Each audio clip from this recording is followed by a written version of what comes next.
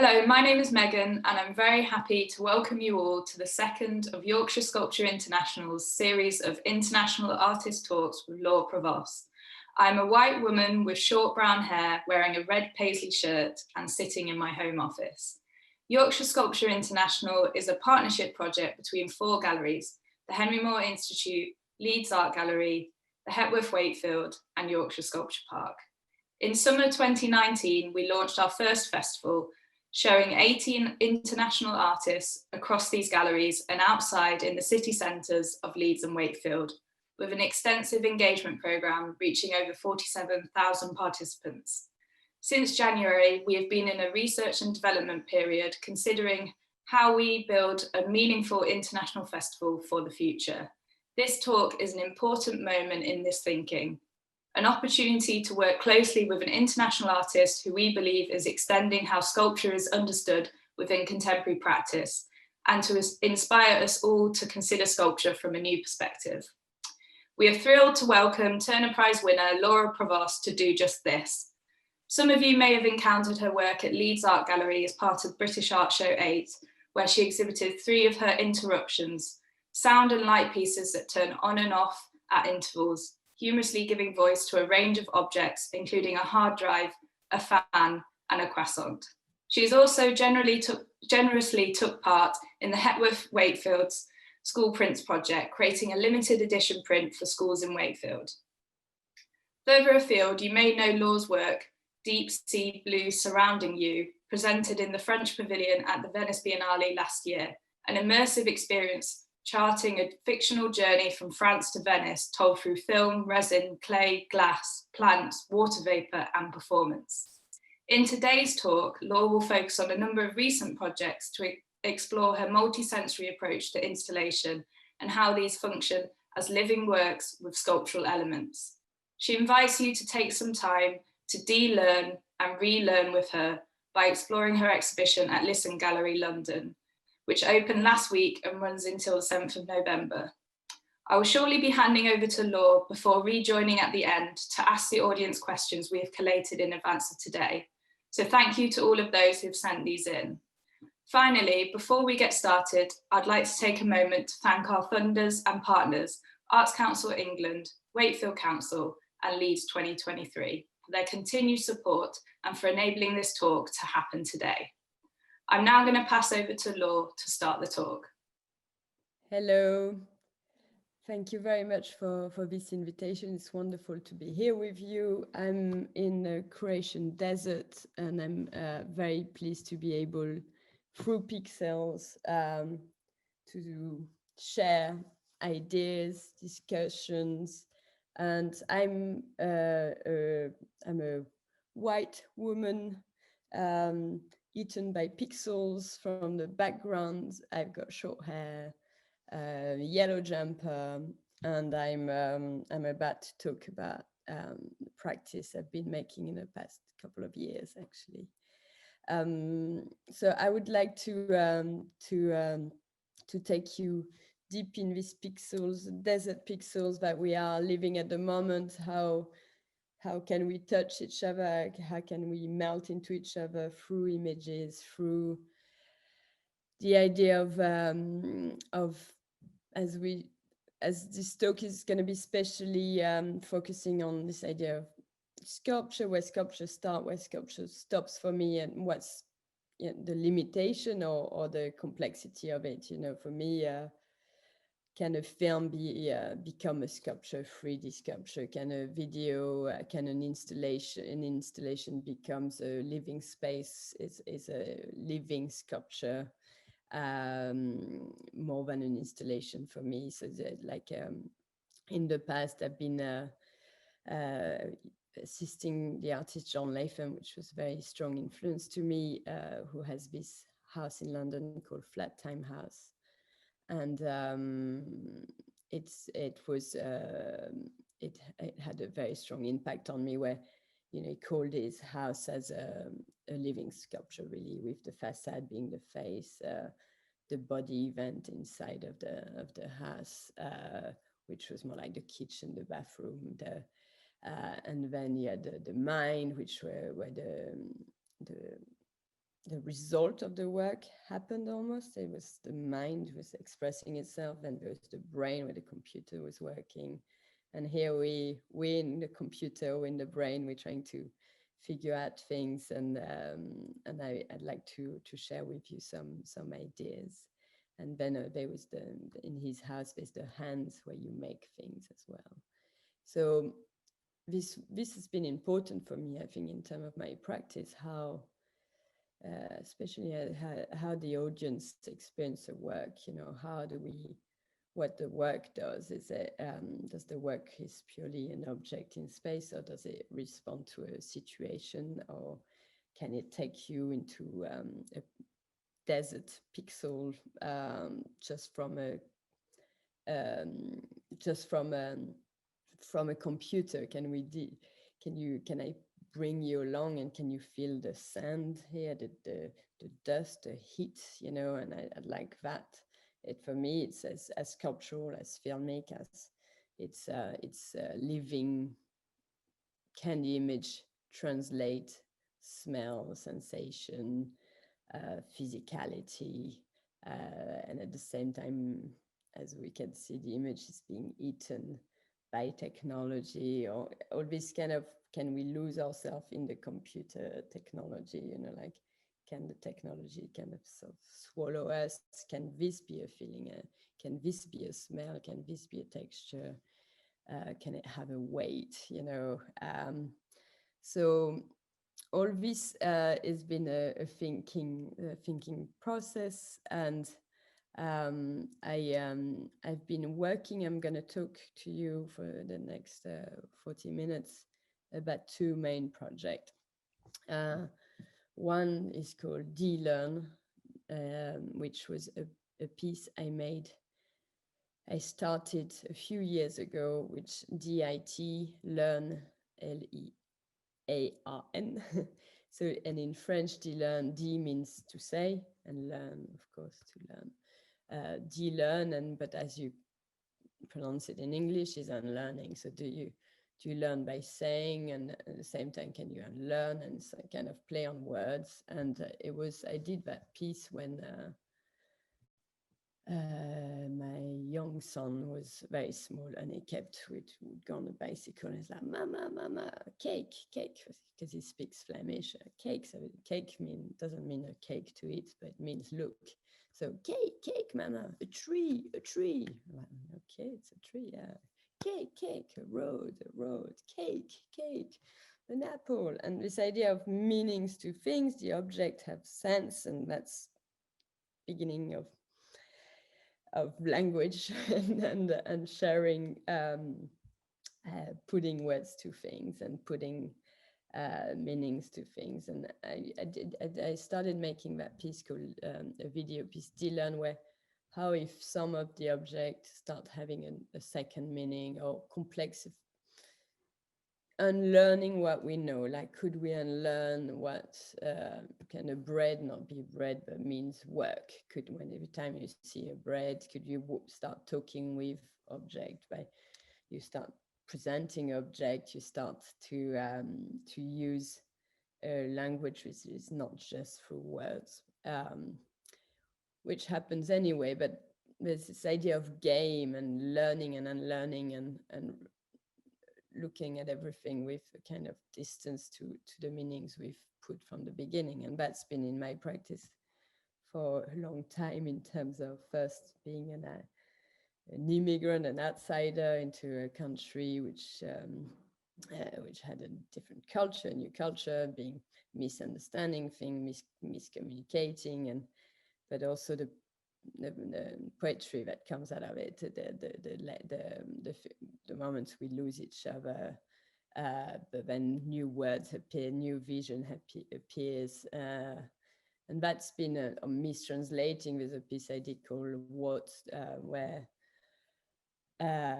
Michael Connor talks about moving images in a quite very interesting and theoretical way, and I mistranslate his into a kind of mini love story, because I mistranslated his words, and that's in the subtitle. And all this has been a long-term process where I'm interested as well in how the words, the authority of words when it's written, typed, or when it's in books, when it's printed, but once you oral words, the authority is much more loose and much more questioned, and but usually bring a lot more I don't know, the personal warmth, and like there's a kind of so that's what I've been working a lot with, this idea of the two, the printed, the mistranslation, the voice being much more about senses and emotion going through, and my voice is something I use a lot in mostly because it's very practical. I'm always there. It's very useful. I don't need to book people, and also, but I know which tone I'm interested to get through when I'm starting editing the process as well. I will tell you how the process is very organic. So yeah, Dit Learn is this thing that I've been working for a while, and now I've just made also this new video called DNA in Learning Center, which is a show which just opened at Lisson Gallery in London, where playing on the idea of a school of Dit Learning, could we go back and learn and relearn, especially, I mean, with the situation now with, could we imagine what new future could we have, and at the same time, it's really hard to hold on things. So emotional complexity of this moment in time, and how we can't touch each other, we can't be together, but I had to do the show from distance, which was something I did once for a small installation, but that idea, how do we connect when we live far from each other? Can we keep the connection, but at the same time the pixels are eaten through the technology, and where do we stand as a, and that was a real challenge. So this Dit Learning Center is a place where I wanted to assess the situation and imagine possible future relearning a language through words, that a game, it's very much a game, a place to play, where you're learning meanings of things, and you start seeing meanings all over the show, and you'll start reading sentences through these images.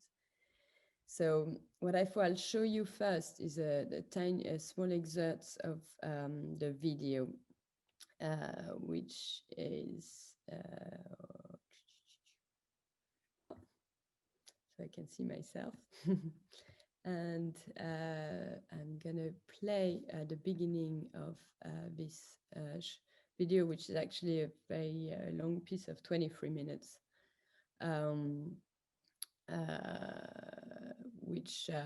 which takes you into this kind of spiral of sensation and relearning, delearning all the things and you realize you learn within a few minutes you're becoming a goat, and you're gonna experience the show as a goat, and you're gonna lick the object, you're gonna lick the sculptures, you're gonna try to learn what's happening in the room, and I'll show you a few images just after this. So I'm gonna enter full screen and I'm gonna play this. You've made it. You made it to the Dit Learning Center. Many thanks for your visit. Now we had to make this center remotely. I'm there talking to you, a voice far from where you are.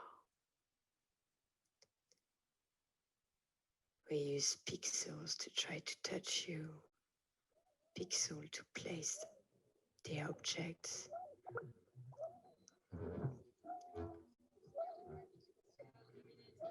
We will be feeling the room through you, you know, we need you to feel it.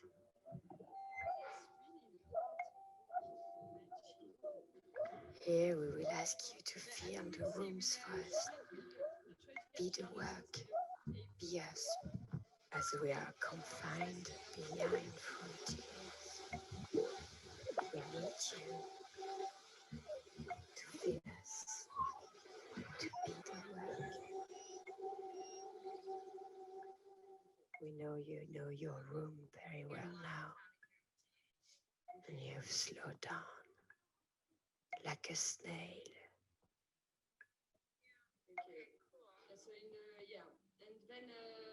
You are far from all you felt, feeling through screen, breathing through screens.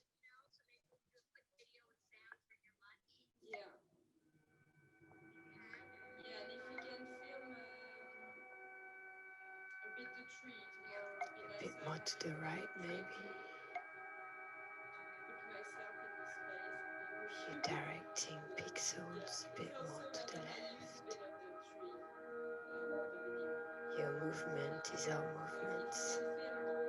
You feel through us. You are the work.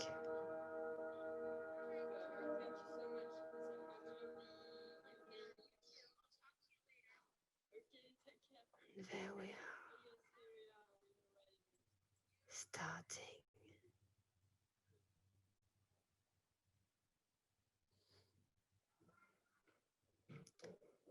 You hear some sound in the background. You know this means confinement. You know this means together in a room. You know this means one, as one, as one. Like us, you've been stuck here for months. Stuck here. Walking on windows. You had time to relearn and learn, relearn, relearn. You know this means harmony in harmony. You know it. You know this means together. Together. Now, you know this means breathing. Keep breathing. To get out there, you know you have to.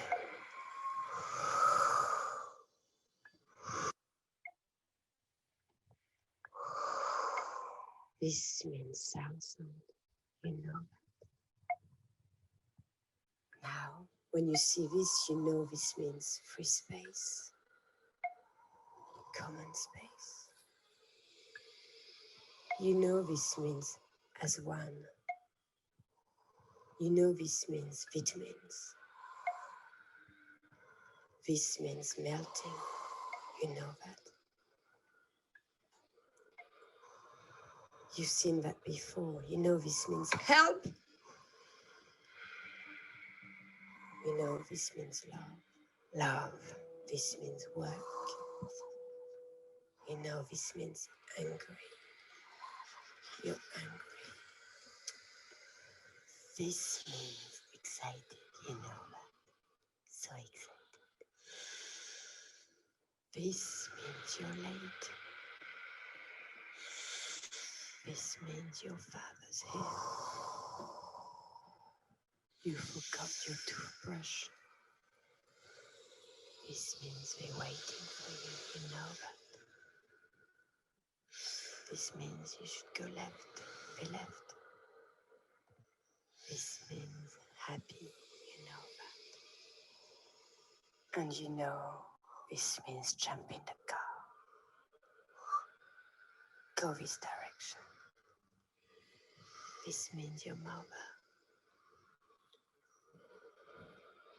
This means no, you know that. Nope. This is you. You know that.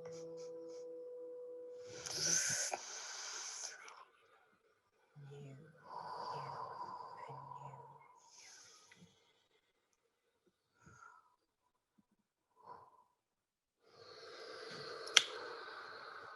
You're there. You can go on. Don't forget your brain. You just need one foot in front of the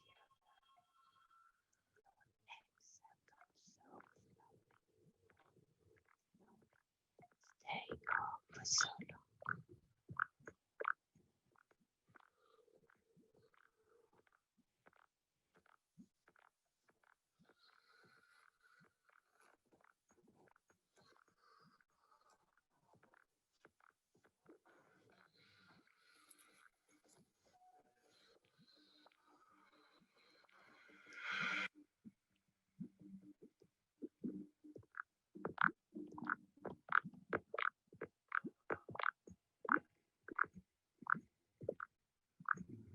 Everything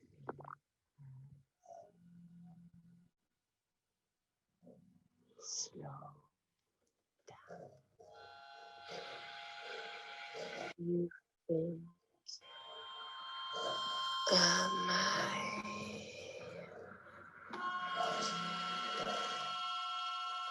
late? Oh, Okay, so this is a short excerpt, of course. The piece is 23 minutes. It's an pretty unusual piece for me, just because it's very slow. And this idea of I've wanted this piece. Usually, my work would be in terms of videos would be like 13 minutes, in rarely longer than 15 minutes. And I'm somebody who is not really keen into the effect of slow motion or using this kind of technique. But I felt for where we're living at the moment, this idea of it's a new moment where things have to slow down, and we have to question the speed, the way we've been doing things in society. And so it was very much, I wanted this piece to be all the shot to be slightly too long, or all the shot to be slightly uneven, to have also this quality of damaged pixels, or being very, you're sort of, it looks like nothing's completely holding together, and it's raw material, raw energy. And so as it goes with these pieces, you start to see the world through the eyes of the goat. You start to find the object. As you see at the end, there's an egg, which you've learned that this means you're late. You start, through the object, you start making sentences and reading some kind of ideas of what the piece is trying to suggest or tell you, to free yourself and create more common space, and in this very intense structured system that we are living at the moment.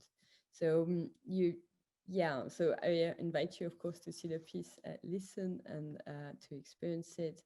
It's shown I'm going to show you a few images of how it exists there. So I'm gonna go again, share screen. Yeah, share. Here we are. So, and I'll enter full screen view. So this is the first room. As you saw in the video, I'm taking you through the show. I'm also talking about how can I be in the sculpture with you in the sculpture in the house in the front, as I mentioned with John Latham's work. How do we enter the sculpture, which is the exhibition, and how do I relate as not being there physically? You know, how can I be this animal in it, just through the iPhone, the pixelated, dirty iPhone, which is sort of spiraling, scanning the room, but just in a very limited view, like as a video can be. And as you enter so we're playing with this idea of the waiting room.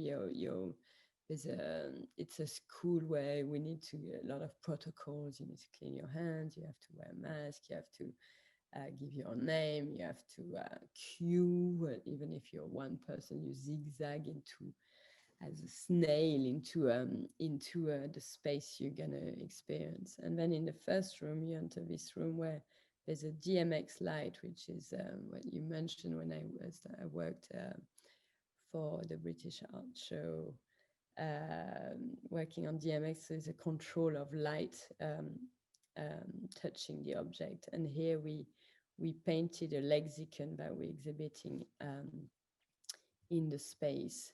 So here, you know, this means mother, and then as the light hits it, you learn the voice, you hear the voice, this means mother, and this means you are late. So you learn, really, it's the learning room. It's called, it's all about just being,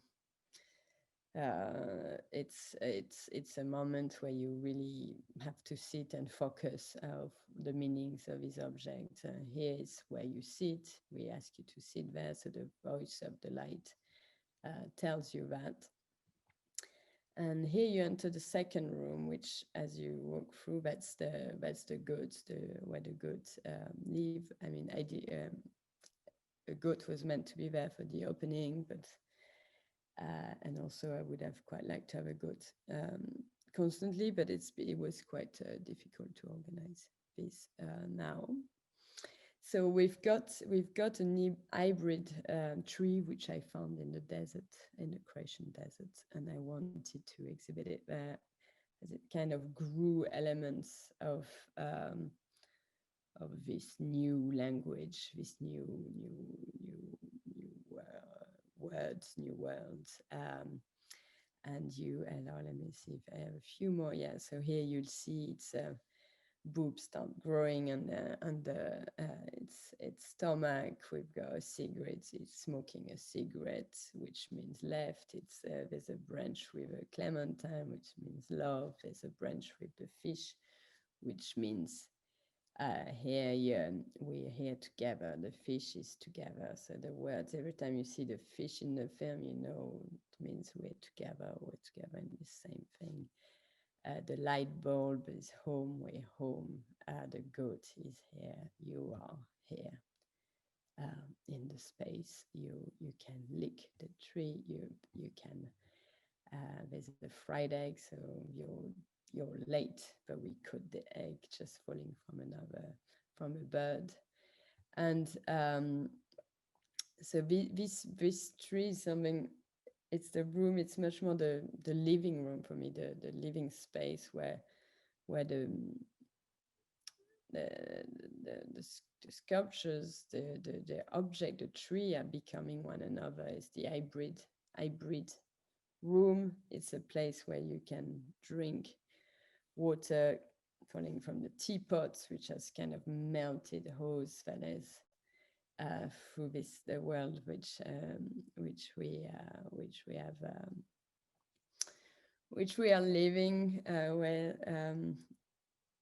things getting more and more liquid because of human presence. And also the liquidity you'll see in the next project. I'll tell you more, but I think that was a subject I've been dealing with for a while, this idea of liquidity between people as well, between culture, between language, even though having things have been restricted a lot. So I think you'll see these two projects are quite different in some ways, and this is very much, I think for me, it was really much a response to what we're living right now, and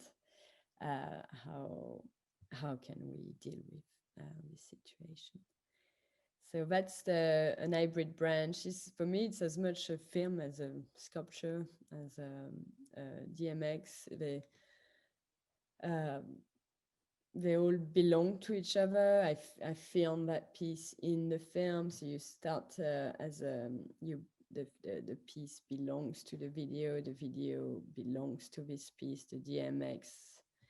It's this center where you're learning, but everything has belong to each other. I don't. And up there, that's where you see the video of the goat, of the Dit-learning video, and you entered this room through a spiral of curtains, a bit like a snail. So you've slowed down, and and also this idea of very much intimacy is just for you. There's one seat of two people, and I think for the show there's also a guide that can take you through the show as a kind of a guide to a school who's going to show you this school, and you hope that you will possibly enroll.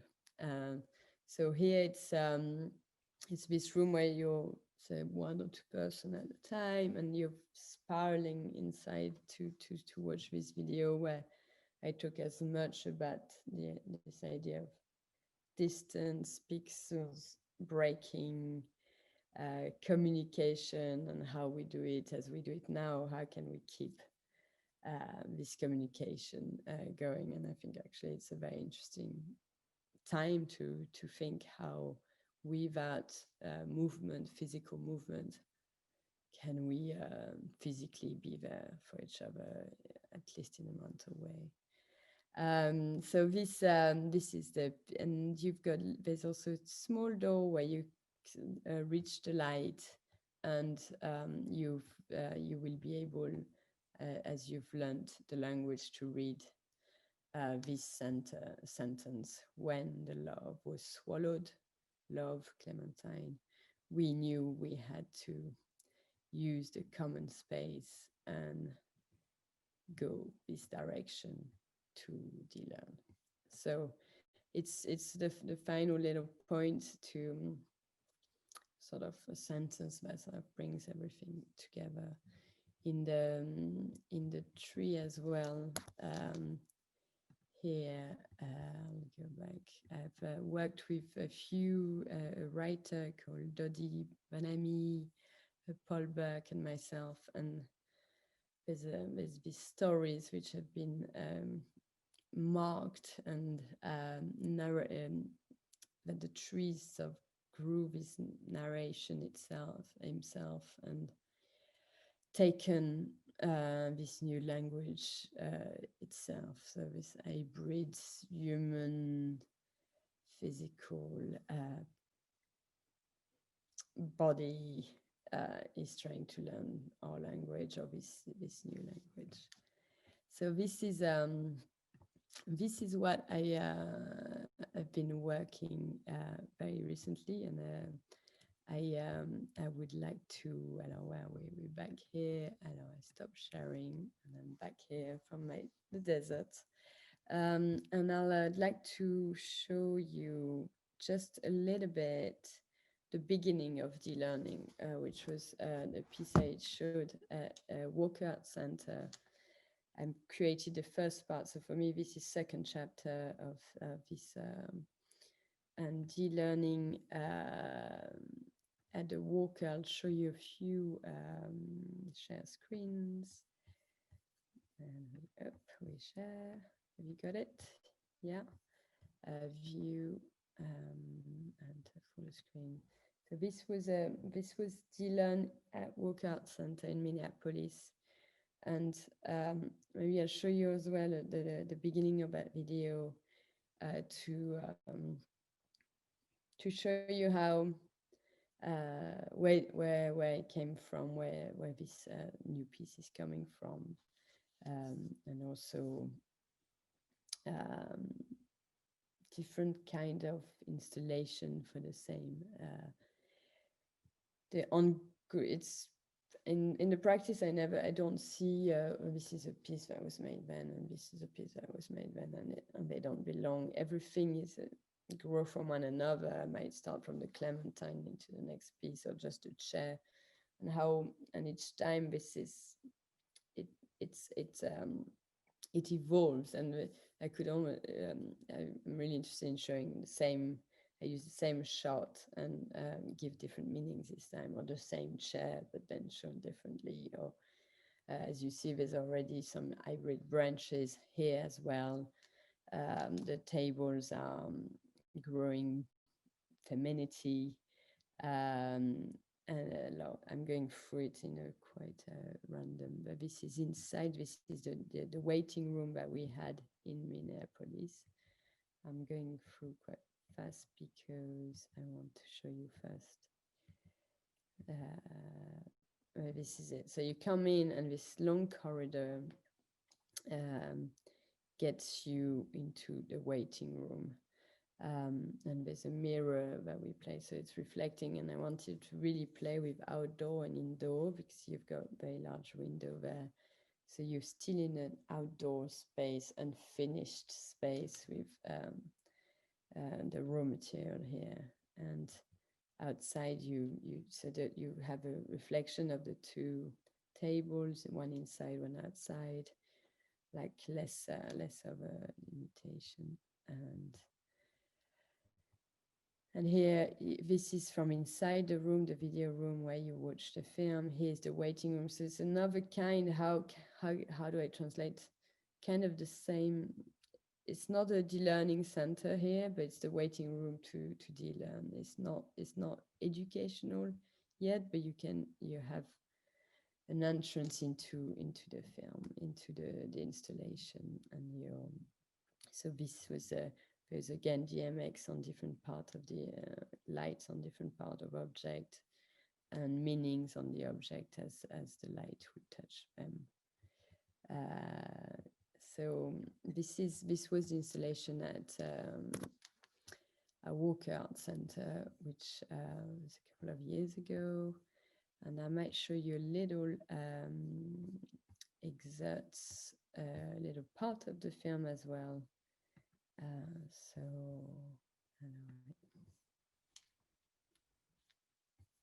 I'll start again.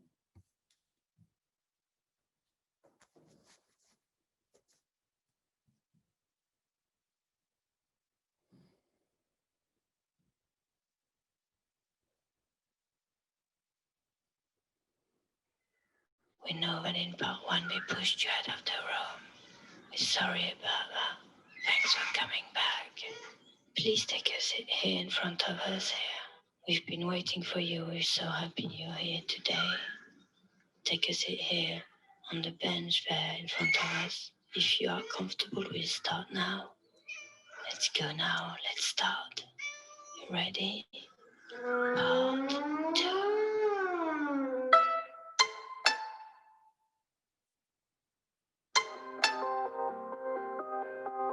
Remember,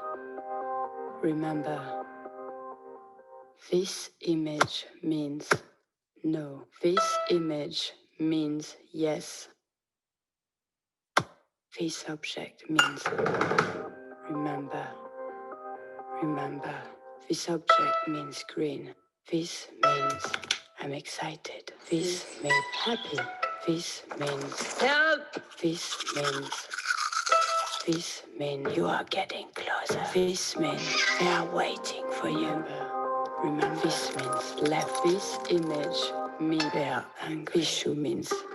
This means jump in the car. This means go to the This means softly. This means they will ask you some questions. Careful.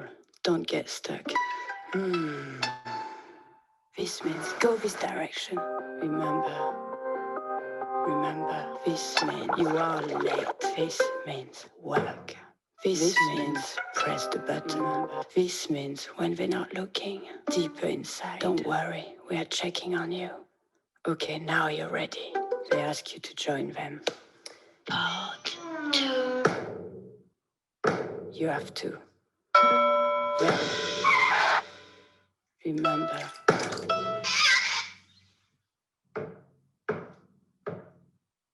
Don't mess up with. And tell me, who is there? I don't know.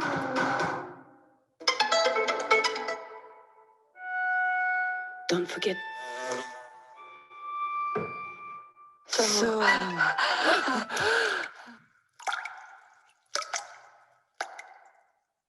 to lie down on this chair, you find it very uncomfortable.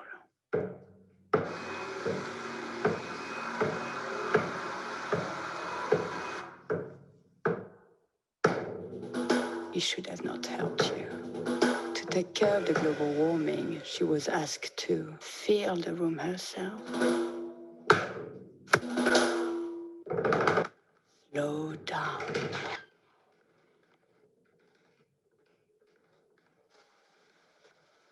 Wait here. You say you still have a time. When I started to worry, where was you?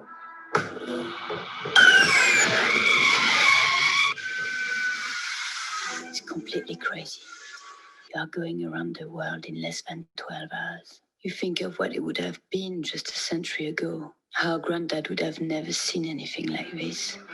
So you have to go into this tunnel 3 weeks with the money here. Check who you were. She took off all her clothes and threw them away. I've never been. But he said, don't worry. It's coming back. They tried to. Pull your tongue out.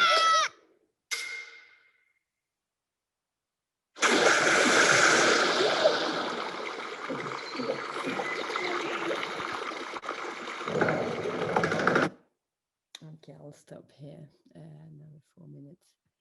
So yeah, this stop sharing, and I'm back from the deserts of images. I wanted to show you this piece because it feels very much like another translation again, and another way of using this language. And as you've seen, in terms of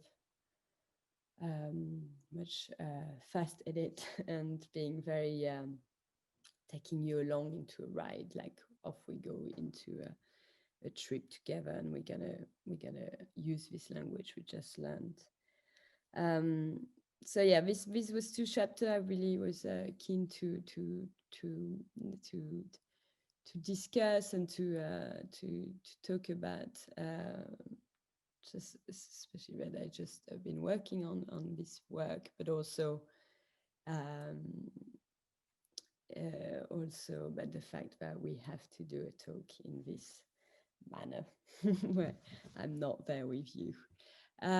So I'd like to show you, I'm gonna focus for the next 10 minutes on the piece of Venice, which was called Deep Sea Blue Surrounding You, which was made for the French, for the Pavillon Français, the French pavilion in Venice, which was a very interesting invitation for me, a very touching invitation, as I've been living in another country, England, for 18 years. How do I relate to my my own culture, where I grew up as a child, but also who are we now? Is there this idea of nation? Should that exist at all, or are we this much more liquid world where we meet and share ideas in in different ways, which of course with a lot of frontiers. And so it was very much this idea of who are we now, more than representing a country. Who do we talk to? What's the and this idea of this sort of mini Olympiad of art where everyone's like showing what the country can do. It's feels out of time. It feels colonial. It feels full of complexity to the invitation, and at the same time, for me, it was an amazing invitation to that France gave me, and supported the work to grow to this with means, with support, but also very free in terms of what I would be presenting. So I'll show you the installation pictures just so that we can talk about something from images, and I'll share. And here we are. So video, where is the full screen?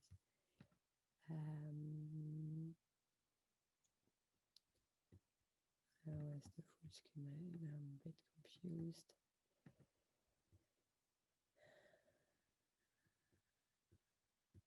Everyone is different.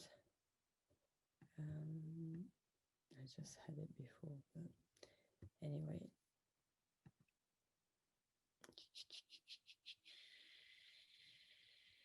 Yeah, makes sense. Okay, so maybe I should go first to the first images then as you come in. So there was right in front of Britain, next to Britain, but a bit lower, a bit lesser, the hierarchy. Britain was dominating this alley of little pavilion, very kind of suburban pavilion, who's showing off a bit what they can do. When I went to see the space, I was very interested in the idea of maybe closing the entrance, closing the front, the facade, as you don't always arrive by the main door, you know, and this idea of being an immigrant, an outsider. I wanted to very much be someone who be the point of view of the outsider. How can we enter this large sculpture, and where is the main entrance?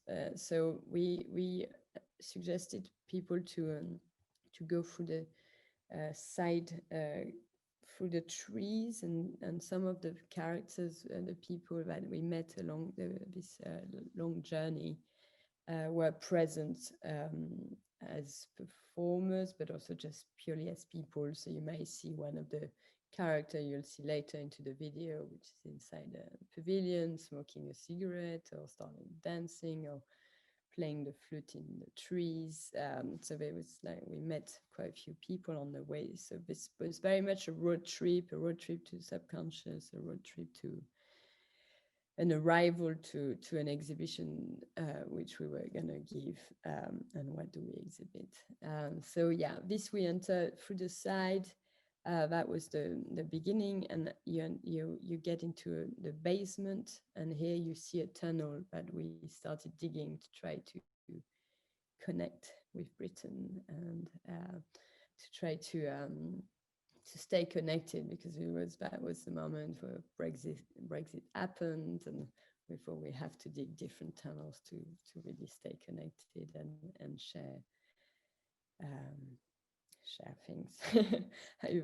So we were digging. No one knew, the French Institute. No one knew we were digging. We all did it quietly in the evening, and that tunnel reached the British Pavilion. Almost. I mean, we were waiting for the British to also dig. But we're almost there. I think it's happening right now. So these are the shovels we've used. We made, and then as you enter the next room, you arrive here. So you go up the stairs here, and you get into this very liquid room, which is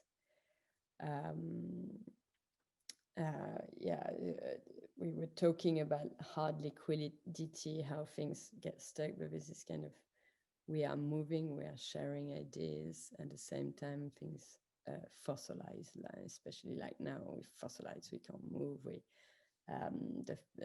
We were working on hard water, also talking about the canals and of Venice. We had pigeons on pigeons.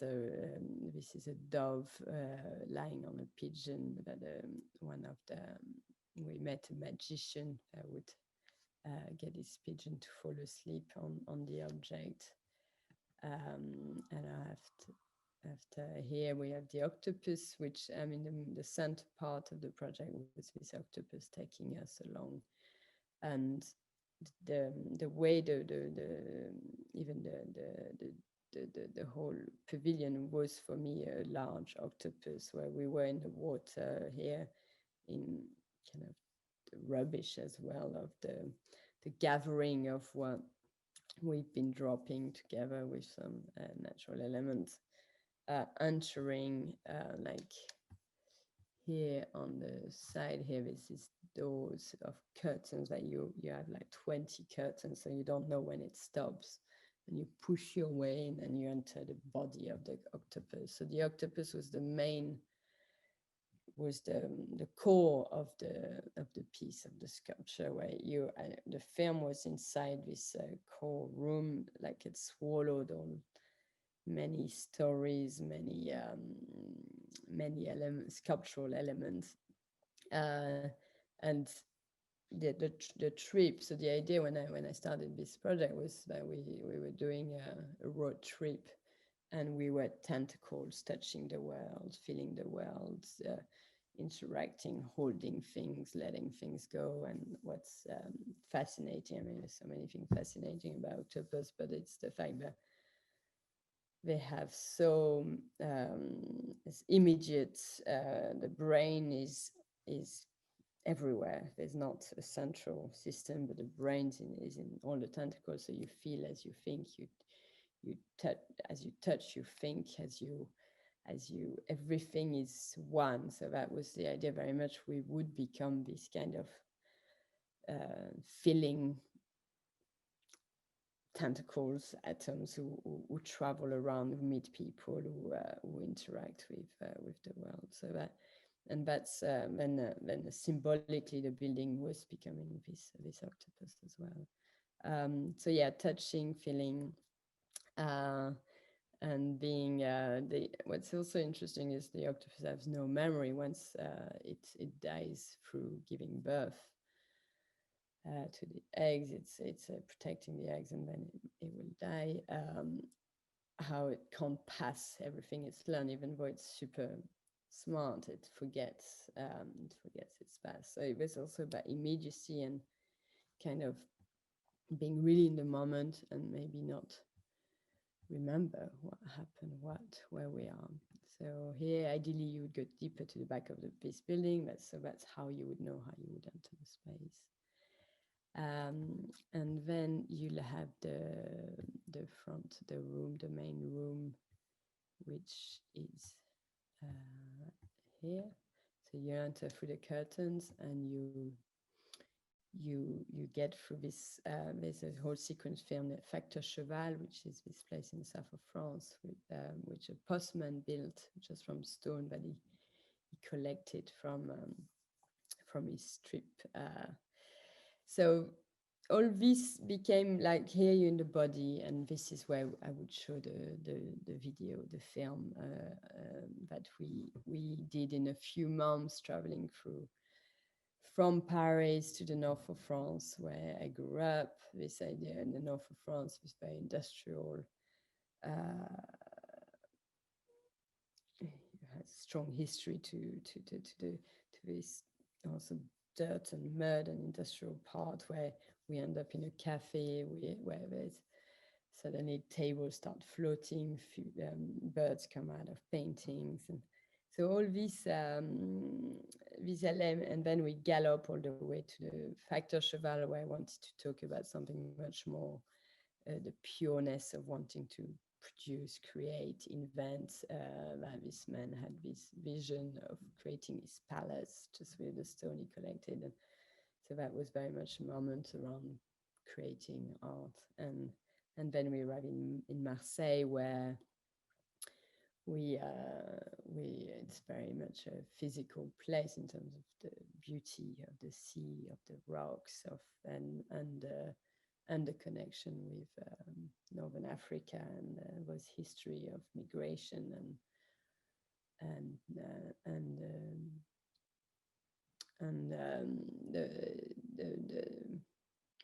emotion we had thinking of people who've lost their life, and how can we relate to all this, to being there, feeling through the water, feeling people sort of feet in the water in Marseille, to arriving to Venice, and taking in what the world has been producing, and as much with that hierarchy of good and bad, but being one, but also being completely in connection. So here's when the room might turn with DMX become all blue, when it's a moment where deep sea blue surrounding blue. The screen was kind of falling onto you like it's been swallowed, so it's inside the body of the octopus, so it's swallowed, and the sitting are swallowed. They grow from the floor as if they're growing from the bottom of the sea, coming out of that narration. There's also kind of a tapestry of her journey that grandma helped us do. There's a table which tells the story of Marseille, of Roubaix, where the elements start talking to each other here. And I'll show you a small excerpt of the video, and then I think we're done. So these are the side rooms with the tentacles, with the object, which are leftovers from the journey. We've got cooling systems here, which characters, the people we met on the way, are carrying to keep cool as global warming is hitting us. And I think, and that's the end of a dream. That was it. So I'll show you the beginning again of, or maybe the end. I'll finish on the end of Dit Learning in Venice. So I'll bring this here, and as we arrive in Venice, I'm going to show you, the next 4 minutes. View and bit and so this is the last, we're part already of the last section of the video, and you'll see I'm playing with subtitles of misunderstanding, translation, but also just playing with words. I'll just start here. Imagine we could do anything. Imagine we could have 2 massive boobs hanging over our heads and pouring water everywhere. Pouring milk everywhere, making you all wet as you sat watching this film. You're here now, with us. You're part of us. We heard you coming. We ran to the airport. Les chaussures. Vous êtes arrivés avec nous. You then entered this room and got trapped like an insect inside a flower. So great you're here. We brought you some cushion. So now, see the show. Vieni a vedere lo spettacolo. Open the door.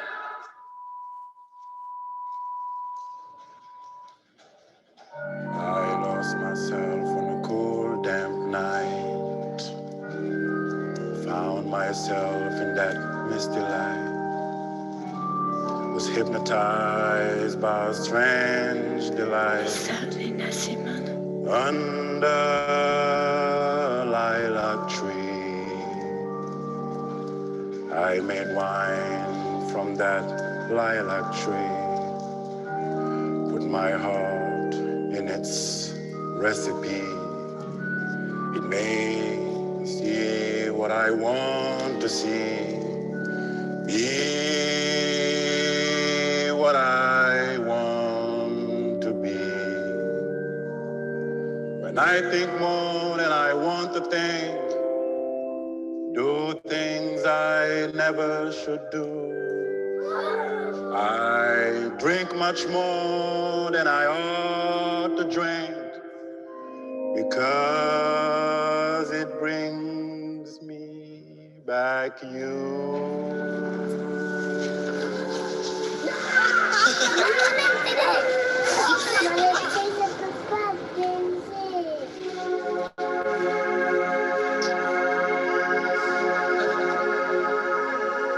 Sommeil profond.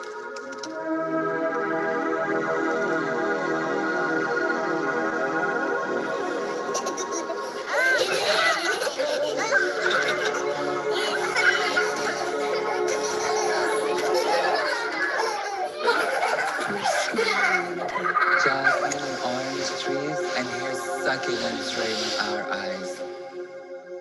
I want to be you out there. Ready to touch the world. You bet.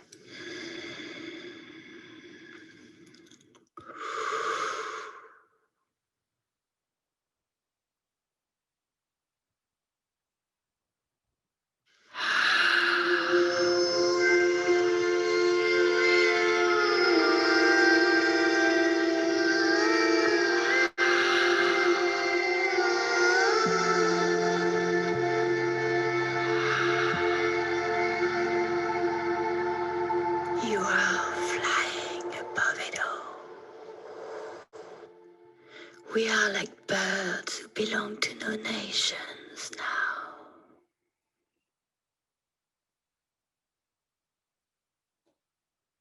Floating here in the deep sea.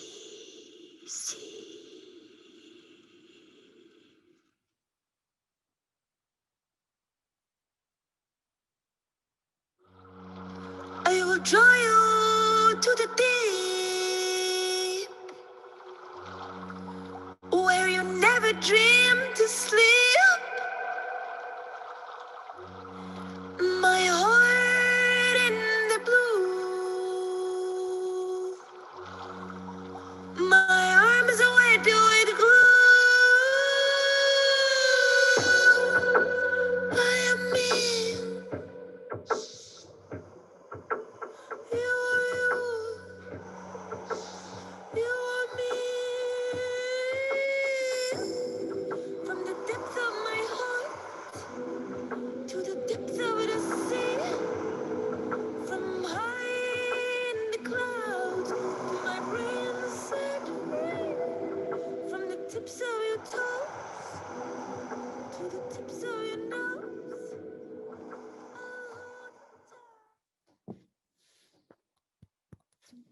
Here we are, et voila. Stop sharing. This is, I think, where we should stop, because I think I've been a little bit over time anyway. So, yeah, thank you very much for being there with me, and I hope you enjoy the heat and the heat of this of the sun here.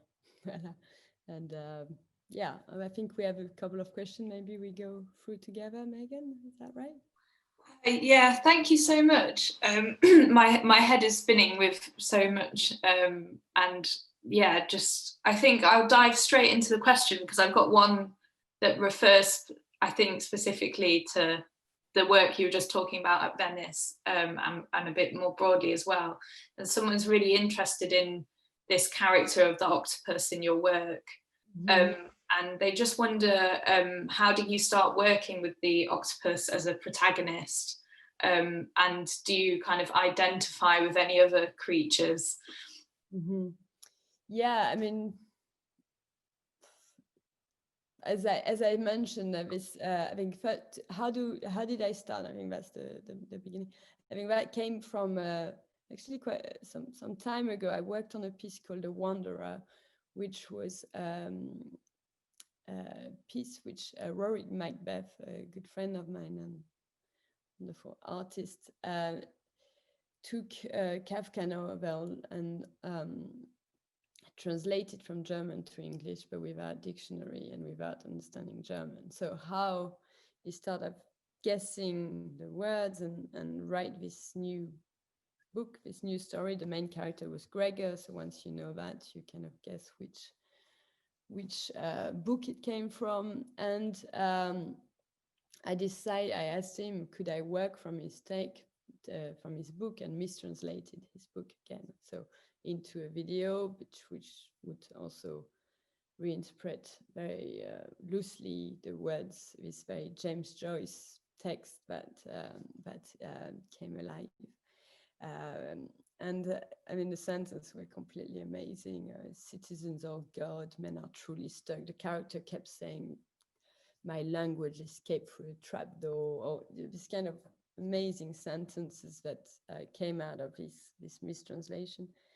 And the main protagonist was a writer, and I thought the writer should write with the ink of an octopus. So that was really the beginning. So the writer would usually write with an octopus. It's quite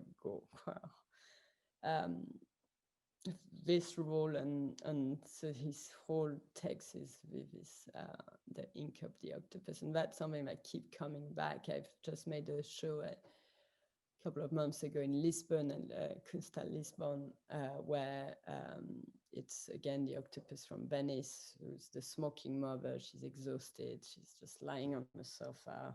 There's a sofa and ink all over the space. So we're walking on ink. You smell the depth. You're like in a kind of dirty basement where you hide away, and you're taking breathing again, I think, and that's something that I felt I needed to do personally as well after Venice. And also, how do you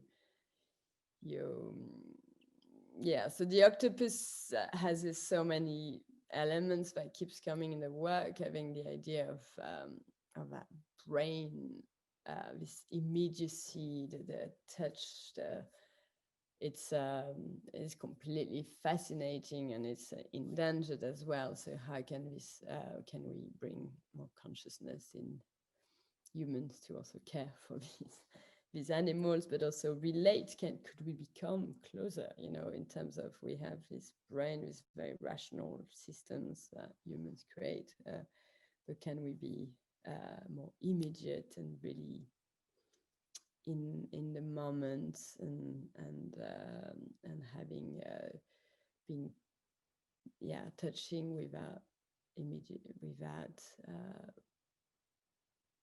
I don't know, being completely at one with everything. So that was very much the begin. Yeah, I remember my grandma, why do you use the octopus? It's got this bad image of being tentacular, taking everything. But I think like many, it's a completely incredible creature, and this is why, and that's how it becomes. I think it's a way to connect to all, kind of, with that hierarchy of meanings, even through words or through senses, through smells, through producing ink, through tricks as well. The tricks of this animal with the ink, by making it all fuzzy, and like we are with tricking through pixels, I mean, there's so many sides to so yeah, it's a kind of symbol. Of course, I'll never be an octopus, but we can take elements and and be a bit more liquid, I guess. That's how that's what happened. Yes, I really love that idea of the kind of immediate connection between the brain and touch, and thinking about that in reference to sculpture as well, and how you kind of make. It's really fascinating to think about. Just looking with touching as well. I mean, that's something also Belka talks really well, like everything you see, you have licked as a child, more or less. So you know the taste of the wood, you know the taste of concrete. You must have licked it as a child. And all these elements, which is this immediacy that we could bring slightly more conscious to it ourselves, even though it's there, you know, and a sculpture is extremely tasteful, or it's sour, or it's sweet, or it's rough, and just the eyes can memory bring all this sensation. And I think sculpture has that power as much as a video. Yeah, totally. And I think certainly we kind of saw this in the works that you're talking about, but someone wants to know a bit more about how you divide your focus between the video element of your work and the surrounding objects in space. So whether you make them kind of simultaneously at the same time and go between them, or whether you start with one and then move across to the other. Mm-hmm. Yeah, I think they for the show at Lisson at the moment, actually, it's very much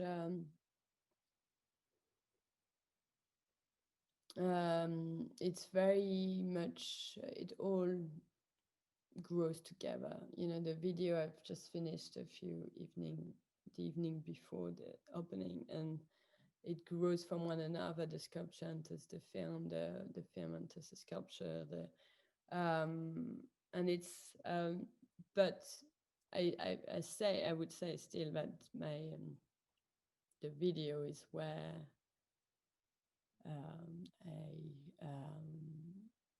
I gather all the thoughts. So it's like gathering stones and making a pile of ideas of sensation and feelings, where the sculpture is much more very physical, where we together. It's also very piece. I rarely make sculptures on my own. I make them with people who help me, or but this idea of doing something very dirty and physical and is just great. It's more this idea of translation. I don't think one medium is above the other, or one starts before the other, but they translate into one another. The cooling system were made for the film because we needed them to film them, and then we exhibited them afterwards.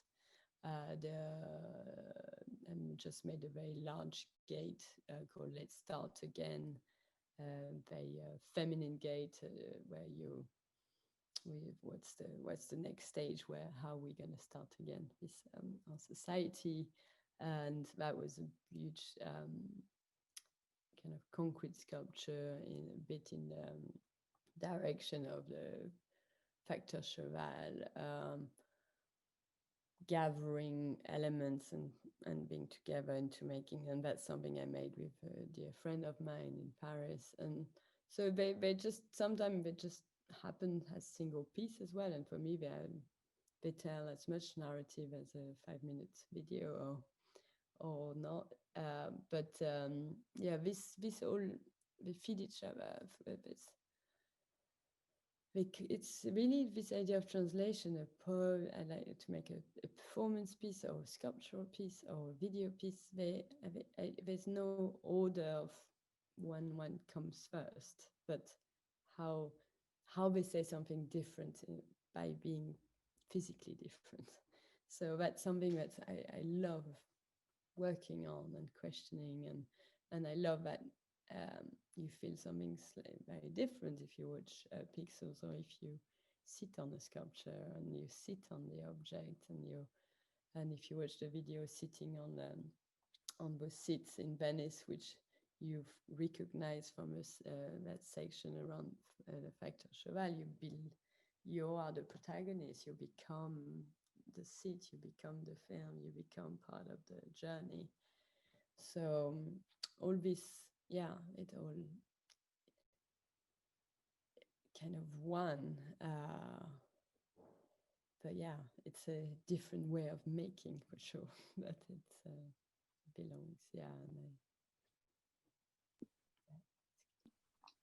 Thanks. And I think probably this question maybe builds on what you were talking about there, because someone is interested in, I guess, our current context and using platforms like we are now and virtual spaces and experiences in our kind of regular daily life, and how all our lives are changing, and whether there's kind of any of that you're taking into your work or thinking about more now.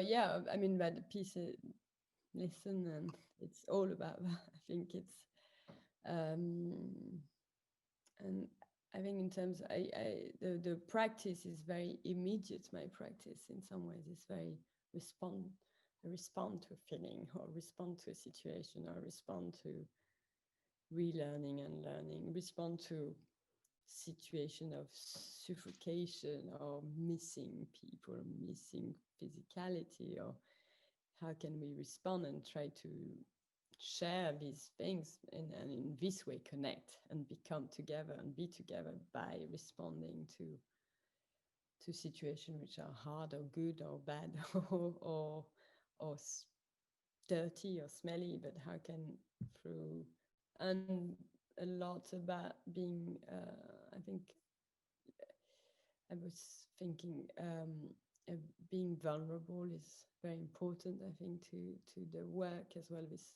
how can the work stay? I feel I only share when I get vulnerable, or there's a kind of vulnerability of sharing anxiety, and that's when I feel we, as an artist, it's important to constantly make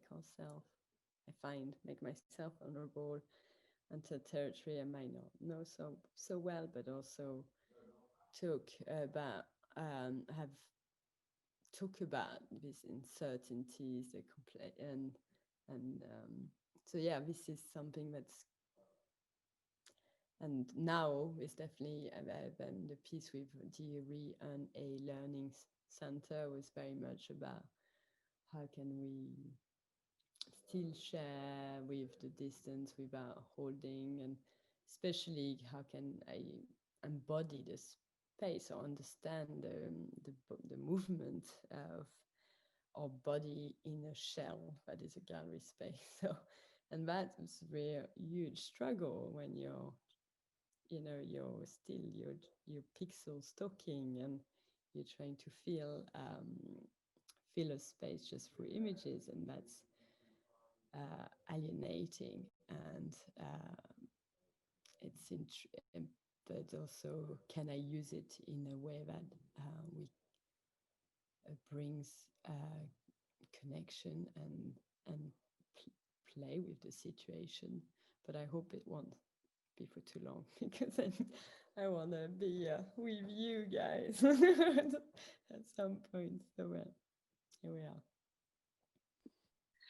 Thanks so much. I think probably we should round it up there, just because of time, but it's been really fascinating, and I just wanted to kind of finish off by saying thank you for joining us on this kind of platform, and thank you for taking all that time to talk through your work in such detail and being so open with how you approach working and what you're kind of exploring at the moment. So just a massive thank you from us.